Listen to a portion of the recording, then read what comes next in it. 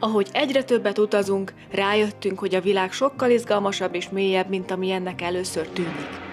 Régen nem érdekelt a történelem, de most arra megértettük, hogy minden helynek, amit meglátogattunk, van egy saját története, ami formálta azt, amilyen ma. Próbálom átadni nektek is, mert minél többet tudunk, annál inkább rájövünk, hogy milyen kicsik vagyunk a világban.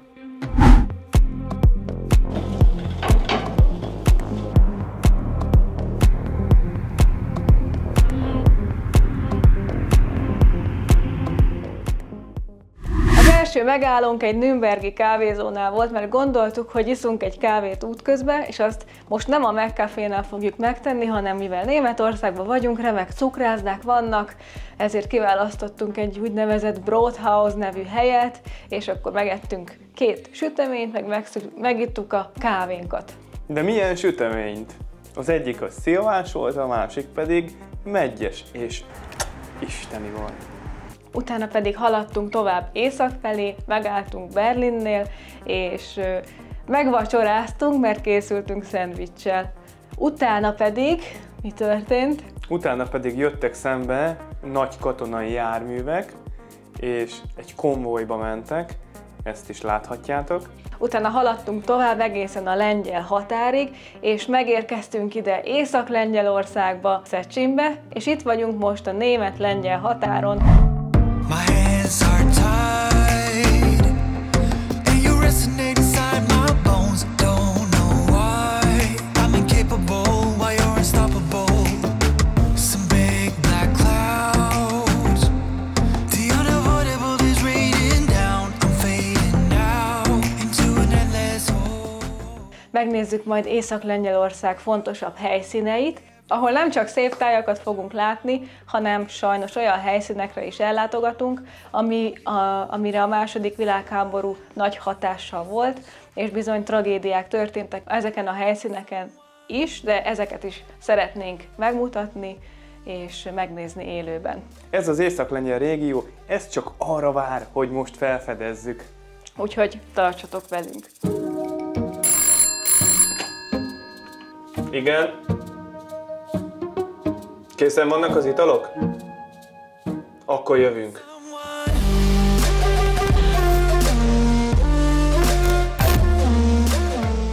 Az az igazság, hogy egész nap utaztunk, és eléggé elfáradtunk, de mivel most kevés az időnk, ezért úgy döntöttünk, hogy mindenképpen megyünk egy kicsit sétálni, és megpróbáljuk felfedezni a várost.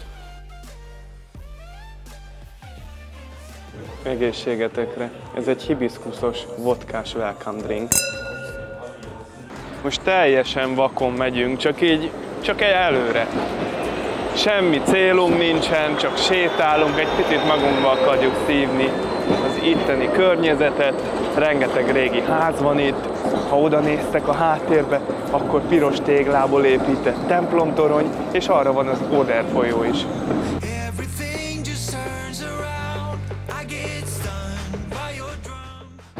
Itt vagyunk már lenn az Oder folyó partján, a rakparton, és most bemegyünk az óváros részbe.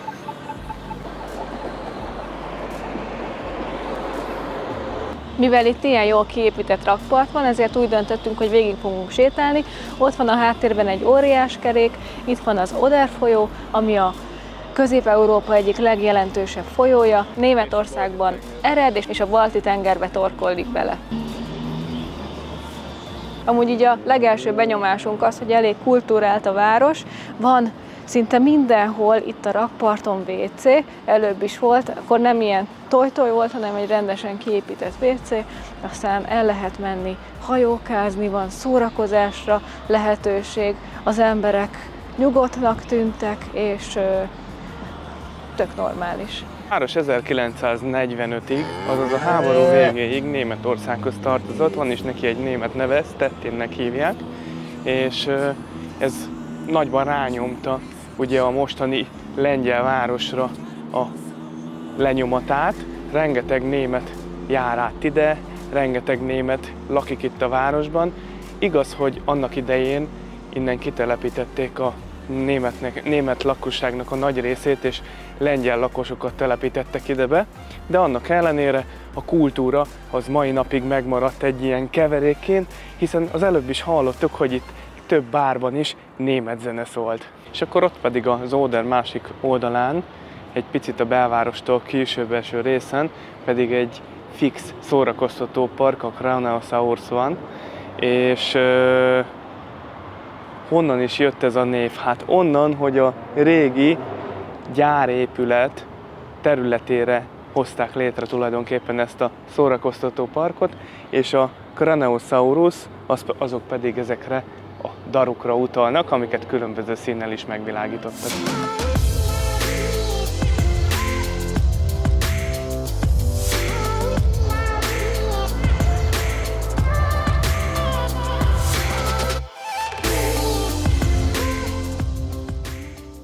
Annyira kacskaringósak itt lent az utak, hogy hirtelen nem tudtuk, hogy merrefele menjünk az Óváros felé. Aztán végül feljöttünk ide a hídra, és kiderült, hogy a rakparton is végig lehetett volna menni. Teljesen mindegy, mert innen még jobban rá lehet látni erre a vidám parkra. Jövünk a hídon lefele, végig itt a korlát között olyan hatalmas nagy pókok vannak.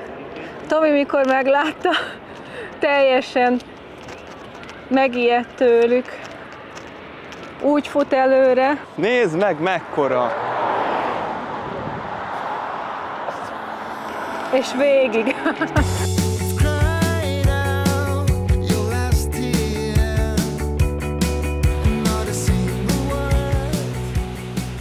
De értünk a város legikonikusabb részéhez, a rakparthoz, és itt láthatjátok ezt a hatalmas nagy szökőkutat, amire az van kiírva, hogy Haken Terrasse, és 1902-től 1907-ig épült, tehát németül van kiírva, akkor még ugye Németország területe volt ez a város is, és ez az egyik legikonikusabb része itt a rakpartnak, ahonnan gyönyörű kilátás nyílik az Odera folyóra, itt található a Nemzeti Múzeum, illetve a Tengerészeti Múzeum is. És most pedig ott fel fogunk menni a szökőkút oldalán a lépcsőn, és ott pedig gyönyörű szép sétányok vannak, ezek a gyönyörű szép piros téglából épített házak mellett.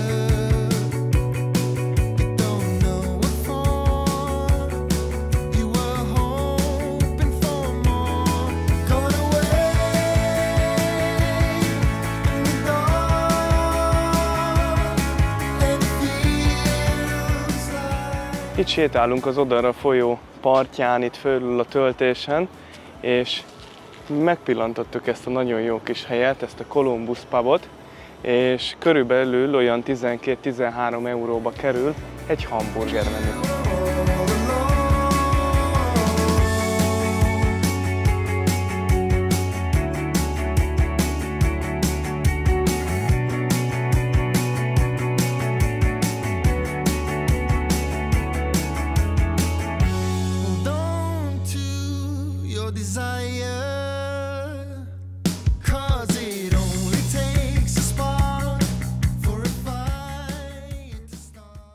Jó reggelt, egy újabb napra ébredtünk, és most meg fogjuk nézni Szecsin kimaradt részeit, amit tegnap este már nem volt energiánk felfedezni, és megnézzük a város egyik legnagyobb, legjelentősebb jelképét, a katedrálist is.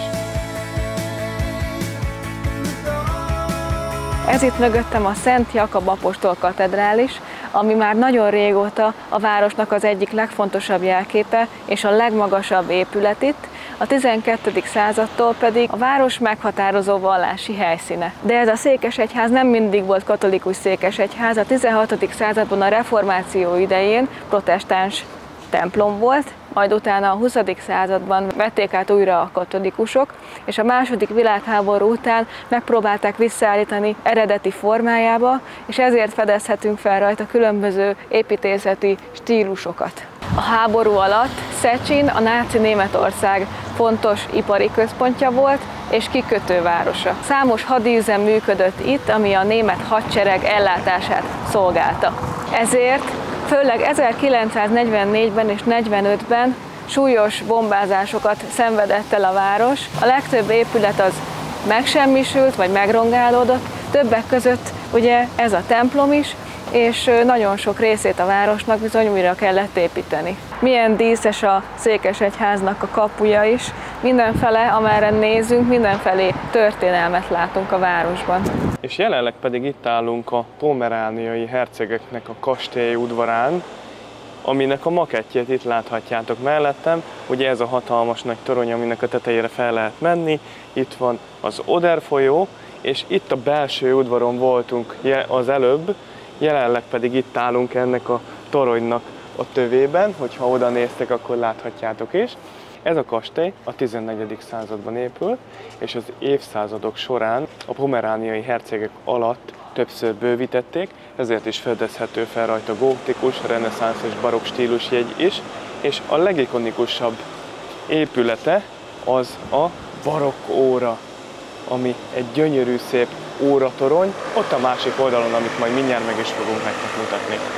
Jelenleg ez a kastély történelmi és kulturális központként működik, ahol betekintést nyerhettek, hogyha érdekel titeket a történelem, akkor megnézhetitek, hogy a pomerániai hercegek, akik itt a régióban hercegeskedtek, hogy hogyan éltek, milyen fényűző pompában, és hogy milyen a kastélynak a belseje. És ugye nem említettük még nektek, hogy mi is az a Pomeránia. Ugye Pomeránia az Németország és Lengyelország vidékén, határain fekszik el, ez egy régió, és a Balti-tenger partvidékénél található, és az itt lakó hercegek ezen terület felett uralkodtak. És ugye említettük, hogy kulturális központként is működik, vannak különböző előadások, komoly zenei előadások, koncertek és színházi darabokat is el szoktak itt játszani az udvaron. Újra eljöttünk ide a rakparthoz közel, ott sétáltunk tegnap este, és ugye ide feljöttünk, mutattuk nektek a másik oldalon a Kolumbusz nevű éttermet. És hogyha esetleg nem autóval jöttök a városba, akkor a tömegközlekedés is nagyon jól működik itt, ugyanis az egyik legrégebbi villamosvonal van itt a városban, aztán választhattok akár egy Lime-ot vagy biciklit. Ez pedig itt mögöttem a Tengerészeti Múzeum, ami egy szintén nagyon jellegzetes épület itt a városban, téglából épült, és itt a Balti-tengerre jellemző hajózási szokásokat, meg néhány modellt tekinthetünk meg. És most pedig induljunk tovább a Balti-tenger irányába.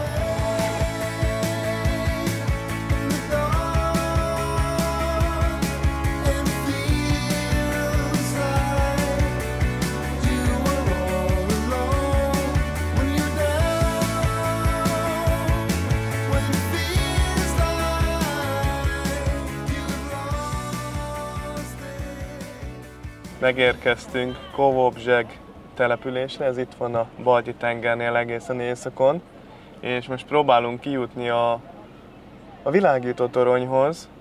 Itt is van ilyen hatalmas nagy kirakodóvásár, már egy jó ideje itt araszolunk, hogy végre le tudjuk tenni az autót, reméljük, hogy sikerrel fogunk járni, és meg tudjuk nektek is mutatni, hogy milyen szép itt. Amíg itt parkolóhelyet keresünk, addig elmondok néhány információt a városról. 1945. márciusában a város a keleti front fontos csatatere volt, amikor a szovjetek és a lengyelek megpróbálták visszafoglalni a németektől, és ekkor egy elég véres csata zajlott, amikor teljesen elpusztult a város.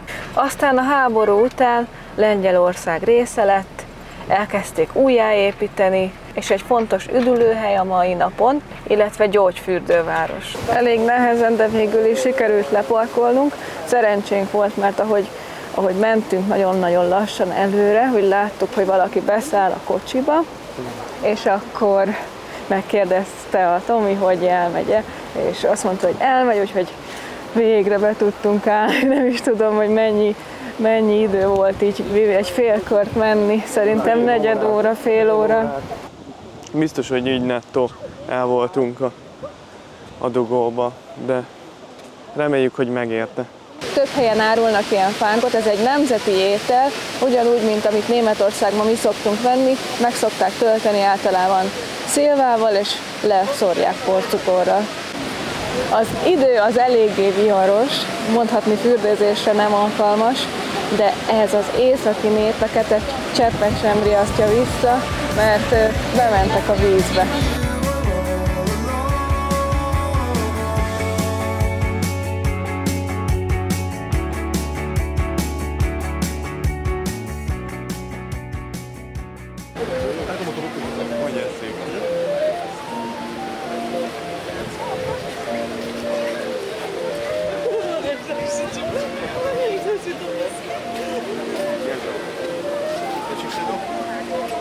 és ez pedig itt már a kolozsvári világítótorony, ami az egyik legikonikusabb jelképe ennek a városnak. 1945-ben bombatámadás érte és teljesen leomlott, összeomlott, és újra kellett, hogy építsék. Mondhatni nem is olyan régi ez az épület, de most jelenleg is felújítják és próbálják az állagát megóvni, de itt mindig is állt egy világító torony, ezért is lett a város szimbóluma. El lehet menni hajókázni is, lehet menni sima hajóval, viking hajóval, kalózhajóval, meg katonai hajóval, szóval mindenre van lehetőség, és az árakat majd ide lekiírom, hogy körülbelül mennyibe kerül. A szél az meg baromira fúj, konkrétan a szánkba fújja a homokot, és ropog a fogunk alatt a homok, de nem veszi el ez se a kedvünket. Most pedig már nem csak a szél fúj, hanem el is kezdett esni az eső, úgyhogy jön a következő tervünk, ami a pékség. Elmegyünk egy igazi lengyel pékségbe, és megiszunk egy kávét. Ide megyünk be a Kaiser cukrászdába. Megnézzük, hogy mennyire lesz császári a szolgáltatás.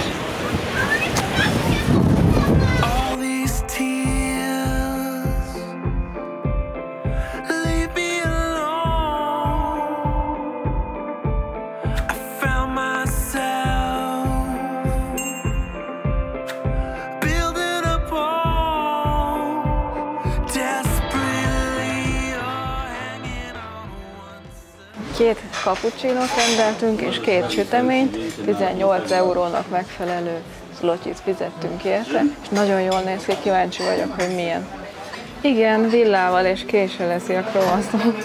Így még sose ette, de ha már hozták, akkor így eszi, mielőtt bárki bármit szólna.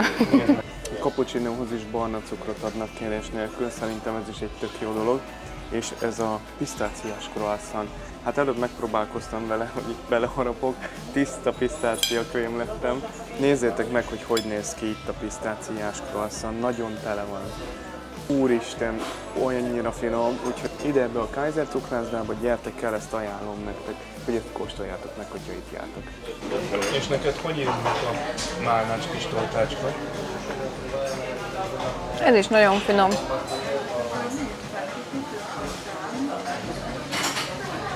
Nézzétek meg, hogy milyen sok krém van benne, és ebből a krémből nekem ide neki, erre a száraz részre kellett, hogy kenjek pisztáciakrémet, mert olyan finom. De aztán rájöttem, hogy a közepén ennek is van túró, meg málna lekvár, és ez is nagyon finom. Ez finomabb, mint az. Ne, ebből ne egyél. Nem jó. Nem jó. Elfogyott minden, nagyon finom volt, és hát természetesen mindketten megkóstoltuk a másikét is, de az enyém finomabb volt. Jövünk vissza a kocsihoz. Még azóta is dugó van itt az a helyzet, és nekünk tovább kell menni, mert a szállásadó az most kikötötte, hogy 6-ig oda kell érnünk, különben akkor nincs szállás, hanem úgyhogy megyünk Danskba. Nincs más választásunk. Sietnünk kell. Srácok, ha tehetitek, és ebben a városban látogattok el, akkor ne gyertek le ide a partra kocsival, ha tehetitek, mert itt ez katasztrófa. Hanem álljatok meg egy kicsit a külváros, vagy a tengerparttól messzebb, és inkább sétáljatok ide, mert most elindultunk, egy 10 perce álltunk ki a kocsival, ugye, és nem haladtunk szinte semmit. Ez borzasztó. És most azon izgulunk, hogy odaérjünk tényleg időre, mondjuk ez is egy tök gáz szerintem, hogy eljössz egy kicsit jól érezni magad, és azon kell, hogy izguljál, hogy te pontosan oda fogsz érni a szállásra, de egy tök jó szállást próbáltunk foglalni, ezt fogjuk majd nektek megmutatni, reméljük, hogy megéri stresszbe lennünk emiatt. Sikerült beszélni az apartman tulajdonossal, és megegyeztünk, hogy ott hagyja nekünk a kulcsot egy kis keyboxba, ahonnan majd ki tudjuk venni egy kóddal, tehát ez azt jelenti, hogy nem kell 6-ig odaérnünk, mert be fogunk tudni menni a szállásunkra, és ez még azt is jelenti, hogy egy állomást még Dansk előtt be tudunk iktatni, ami szintén a tengerpartnál lesz.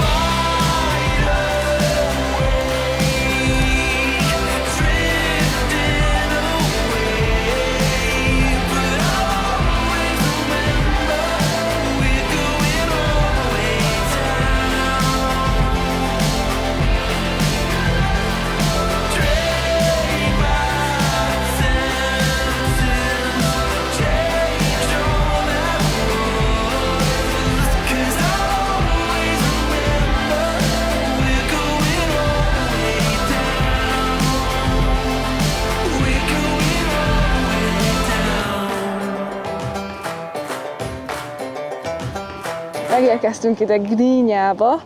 Remélem, hogy jól mondtam. Ez a befele vezető út teljesen zuglóra hasonlított. Úgy éreztem magam. Úgyhogy el tudjátok képzelni, hogy milyen volt. De most itt vagyunk a kikötőbe, és megnézzünk néhány dolgot, amit itt meg lehet nézni.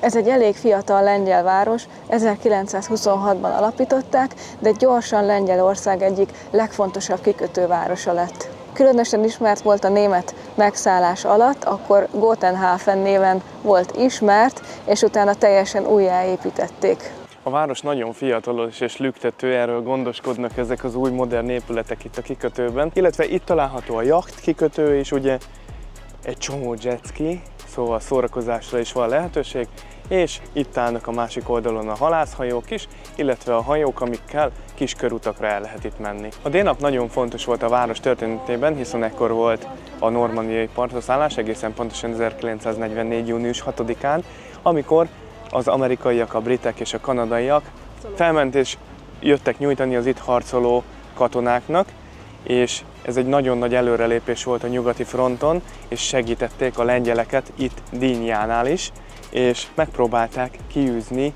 a németeket, és megpróbálták beszüntetni a német uralmat itt. Több mint 156 000 katonát vezényeltek ide, és ez a mögöttem látható romboló is nagyon sokat tett azért, hogy a németeket kiűzzék innen. Ezt a hadihajót, ami ilyen jelentős eredményeket ért el itt a környéken, ORP Bliskavicának hívják, remélem, hogy jól mondtam a nevét. Ez a lengyel nyelv, ez nagyon nehéz nyelv szerintem. És ez az egyik legjobb állapotban fennmaradt és legrégebbi lengyel romboló, ami ilyen hatalmas sikereket ért el az ország történelmében. Jelenleg a hajó múzeumhajóként funkcionál, és betekintést enged nyerni az itt szolgáló katonáknak az életébe, illetve a II. Világháború alatt megvívott tengeri csatáira. Ez pedig a Darpo Morza nevű 3 árbocos vitorláshajó, ami 1909-ben eredetileg a németeknek épült, majd később lengyel tulajdonba került. Ez most múzeumként működik, és betekintést lehet nyerni a tengeri életbe, meg lehet nézni, hogy hol mentek ezzel a hajóval, és belevethetjük magunkat a vitorlázás rejtelmeibe.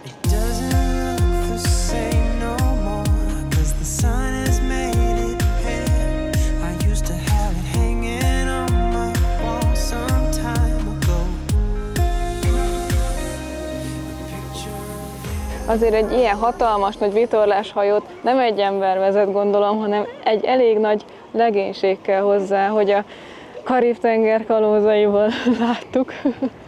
Hát, ez annyira lenyűgöző. Fogalmam sincs, hogy egy ilyen vitorlás hogy működhet, vagy hogy működik.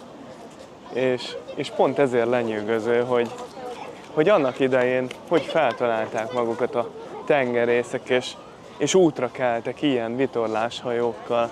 Ez fantasztikus. Most pedig tovább megyünk Gdańskba, elfoglaljuk a szállásunkat.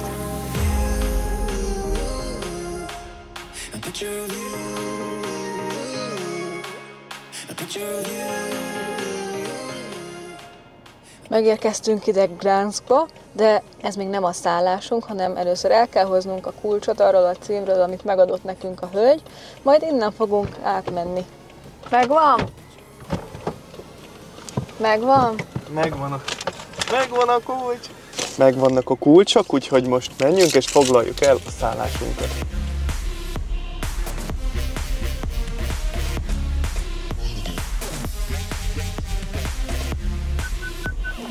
Na gyere, megnézzük, hogy hol a lakhelyünk. Megyünk föl a második emeletre, ott van az apartmanunk. Ugye a kocsi a -1-sön áll, és nagyon kíváncsiak vagyunk, hogy hogy fog kinézni, amit foglaltunk. Gyorsan leteszem. Ez jól néz ki, nem?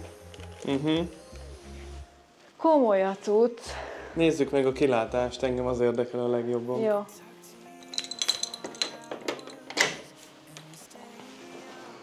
Nézzük meg, leveszem a iskolatáskámat. Az igen.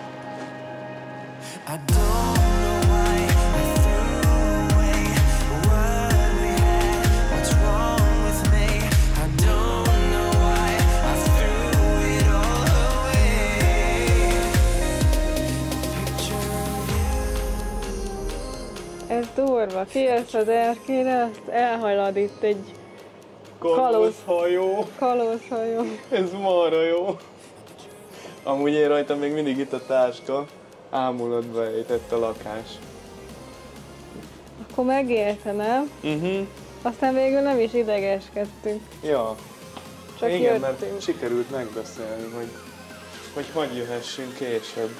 Van itt egy rendes konyhánk, a sütő már megy, mert vettünk a Kauflandba egy pár dolgot, mert képzeljétek, hogy van itt Kaufland is, úgyhogy vettünk egy pár dolgot, ilyen halacskákat, meg krumplit, és akkor 35 eurónak megfelelő zlotyit fizettünk ki, szerintem amúgy nem volt drága, jó áron volt, és vettünk egy igazi lengyel vodkát, ami körülbelül olyan minőségű lehet, mint a Belvedere, legalábbis ezt írták róla, meg hát az üvege is nagyon hasonló volt. És a lakásnak ez itt a nappali része, van egy konyha, hálószobát nézzük meg. Ez itt a hálószoba, és innen a hálószobából is ki lehet látni a folyóra, nagyon jól néz ki. A fürdőszobában meg még egy ilyen kis, nagyon aranyos kis mosógépünk is van, egy ilyen kis pici, mint a hófehérke meg a 7 törpéve. És most pedig megpróbáljuk felkapcsolni a esti lágyfényeket, ne égjen ki a retinánk. Most, hogy megtaláltuk a lágyfényeket, megkérdezem a véleményed, neked hogy tetszik? Nekem nagyon tetszik, és leginkább a balkon a kedvencem, mert gyönyörű a kilátás a folyóra. Az a kedvenc részem.